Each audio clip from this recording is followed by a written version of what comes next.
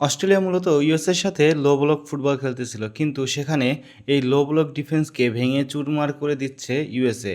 USA প্রথম যে গোলটি পায় সেটি আত্মঘাতী গোল। ডি বক্সের ভিতর ভিতর থেকে একটা শট করে এবং সেটিকে বল বাইরে পাঠানোর জন্য চেষ্টা করে বার্গাস, কিন্তু সেই জায়গা থেকে যে গোলটি বলটি গোলে জড়ালে গোল এক গোলে এগিয়ে যায় ইউএসএ। এর পরবর্তীতে যে ফ্রিম্যান যে সুন্দর একটি গোল করে, যে অফসাইডের একটা সম্ভাবনা ছিল, কিন্তু পরে ভিআরের চেকের মাধ্যমে দেখা গেল যে না, এটি ফেয়ার গোল এবং অনসাইডে আছে ফ্রিম্যান।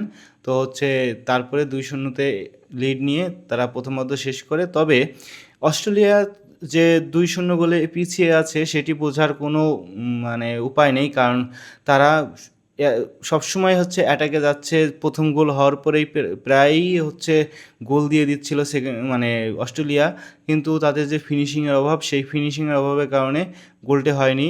তবে দ্বিতীয় যে গোলটি হজম করে এর পরবর্তীতে অস্ট্রেলিয়া আবারও অ্যাটাকে যায়, যে তারা তারা যে 2-0 গোলে পিছিয়ে আছে তাদের মনেই হচ্ছে না। তারা সবসময় যে অ্যাটাকের উপরেই আছে, কিন্তু ওই ফিনিশিংয়ের যে অভাব রয়েছে। ডেস্ট তো খুব সুন্দর ফুটবল খেলেছিল, কিন্তু তার দুর্ভাগ্যবশত গোল হচ্ছে না।